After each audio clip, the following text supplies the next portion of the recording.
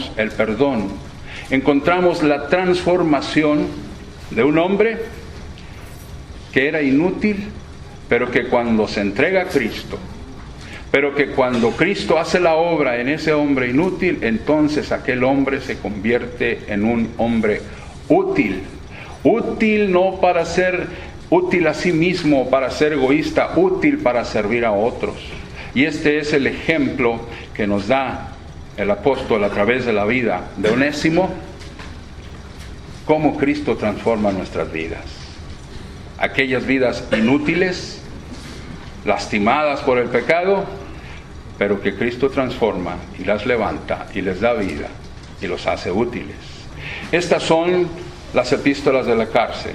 Están ligadas entre sí la epístola a los Efesios y la epístola a los Colosenses, y por supuesto Filemón, que era miembro de la iglesia allá en Colosas.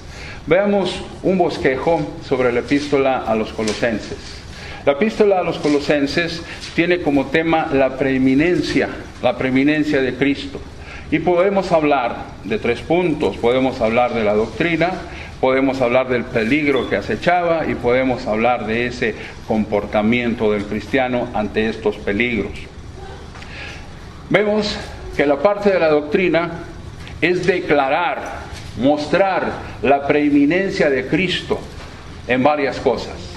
En primer lugar, vemos que se muestra la preeminencia de Cristo en el mensaje del Evangelio. Ese mensaje del Evangelio que es un mensaje de salvación. Otros pueden tener mensajes para la humanidad, pero no como el mensaje de Cristo.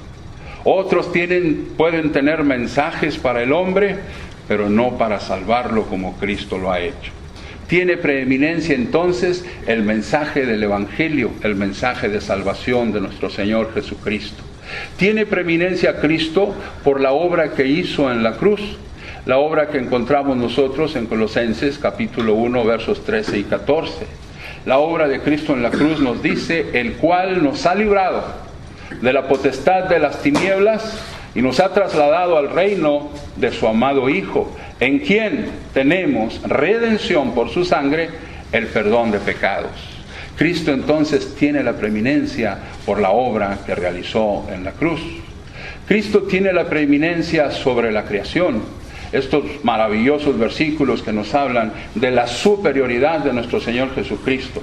Dice el verso 15, Él es la imagen del Dios invisible, el primogénito de toda creación, porque en Él fueron creadas todas las cosas, las que hay en los cielos y las que hay en la tierra, visibles e invisibles, sean tronos, sean dominios, sean principados, sean potestades, todo fue creado por medio de Él y para Él. Y Él es antes de todas las cosas, y todas las cosas en Él subsisten. Y Él es la cabeza del cuerpo, que es la iglesia, el que es el principio, el primogénito de entre los muertos, para que en todo tenga la preeminencia. Aquí está nuestro punto. Cristo tiene la preeminencia sobre toda la creación, absolutamente toda la creación. Cristo tiene la preeminencia en la iglesia, como lo estamos viendo aquí, pues Él es la cabeza de ese cuerpo que es la iglesia. Cristo tiene la preeminencia también en el ministerio del apóstol Pablo. El apóstol Pablo dice en los versos 24 al 29, Ahora me gozo en lo que padezco por vosotros, y cumplo en mi carne lo que falta de las aflicciones de Cristo por su cuerpo, que es la iglesia. Qué palabras tan interesantes. Me gozo en los sufrimientos. Me gozo en los sufrimientos porque sé que estoy haciendo un ministerio, porque sé que soy portador de un mensaje maravilloso. De la cual, dice Pablo, de la iglesia, de la cual fui hecho ministro según la administración de Dios que me fue dada para con vosotros, para que anuncie cumplidamente la palabra de Dios. Había quienes anunciaban mensajes, repito, pero no mensajes de aliento, no mensajes verdaderos, como muchos andan por ahí en estos días tocando puertas y llevando mensajes que no son de parte de Dios, mensajes que no nos llenan de aliento. Pablo entonces tiene este ministerio y Pablo es superior porque es siervo de aquel que es preeminente y que lo usa poderosamente. Hasta llegar al versículo 29, Pablo dice lo siguiente: por lo cual también trabajo luchando según la potencia de Él, la cual actúa poderosamente en mí. Cristo tiene la preeminencia porque Él actúa poderosamente en sus ministros. Es diferente Pablo a los ministros que andaban en aquel entonces predicando herejías. Cristo entonces tiene la preeminencia en todas estas cosas que hemos mencionado. Pero en el siguiente punto, en el punto que llamamos peligro, había un peligro en la iglesia en Colosas. Y entonces hay que defender ese mensaje, hay que defender aquello que habla de la preeminencia de Cristo, porque había ataques que estaban llevando filosofías, como dice el apóstol Pablo, filosofías huecas, filosofías vanas. Y en el capítulo 2, versículos 1 al 10, Pablo exhorta a que se tenga cuidado con esto. Él dice: porque quiero que sepáis cuán gran lucha sostengo por vosotros y por vosotros y por los que están en la Odisea y por todos los que nunca han visto mi rostro.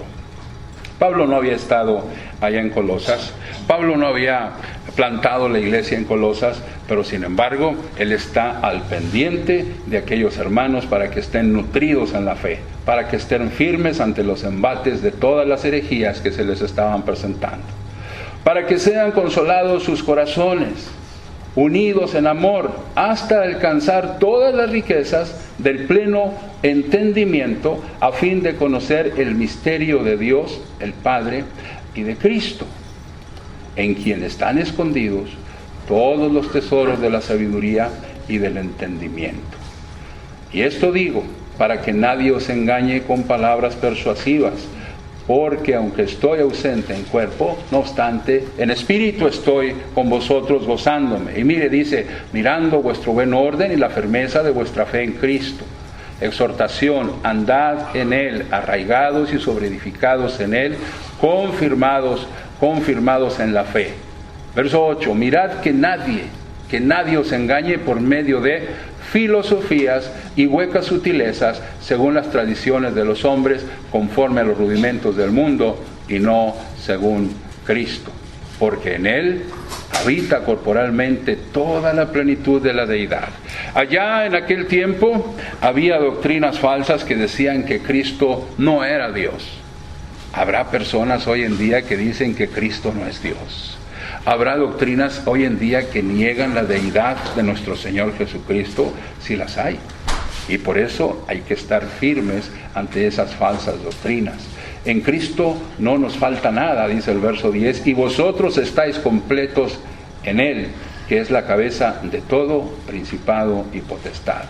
También Pablo hace una defensa de la preeminencia de Cristo en cuanto al legalismo. No era para algunos suficiente adorar a Cristo, no era suficiente estar y descansar en la libertad que Cristo había traído.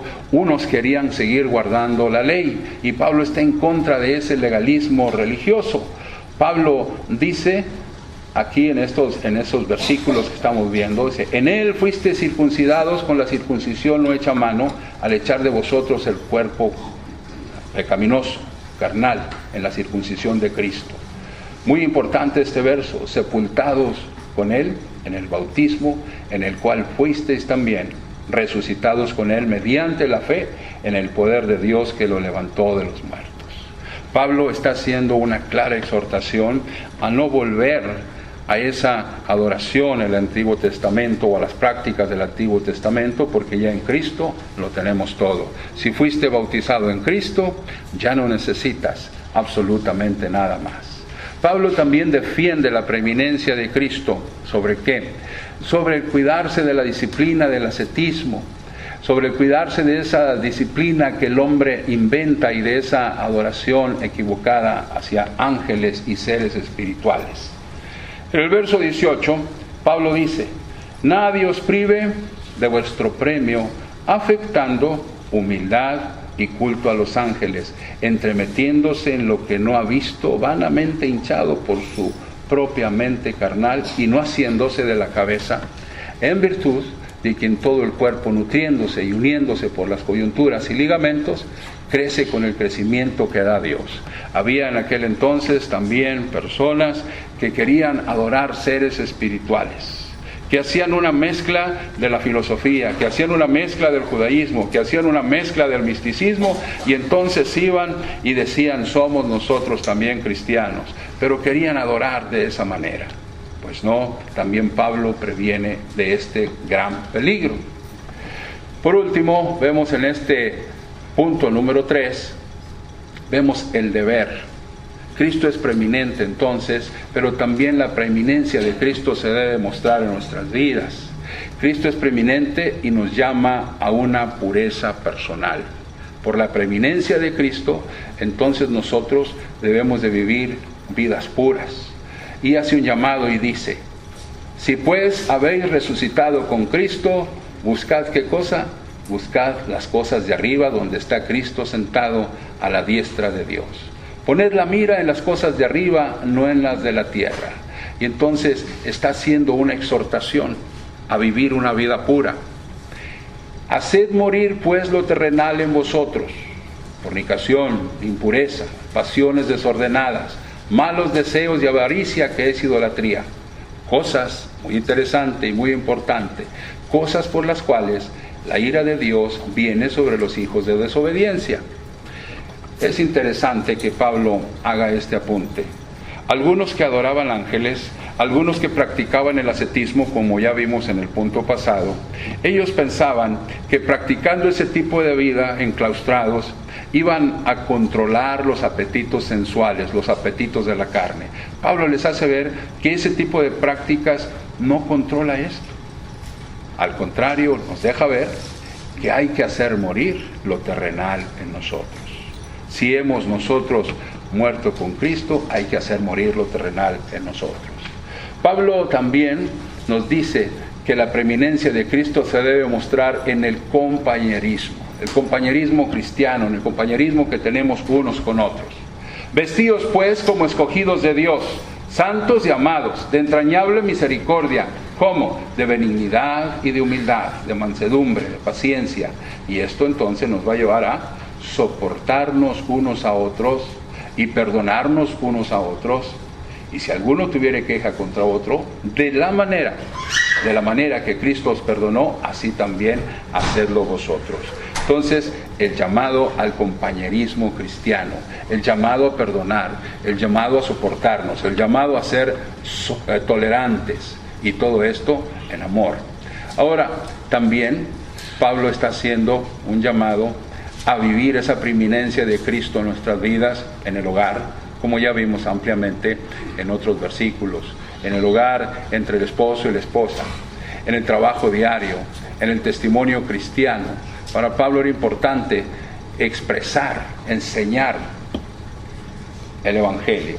Pide oración, perseverad en la oración, velando en ella con acción de gracias, orando también al mismo tiempo por nosotros. Y mire lo que pide: para que el Señor nos abra puerta para la palabra, a fin de dar a conocer el misterio de Cristo.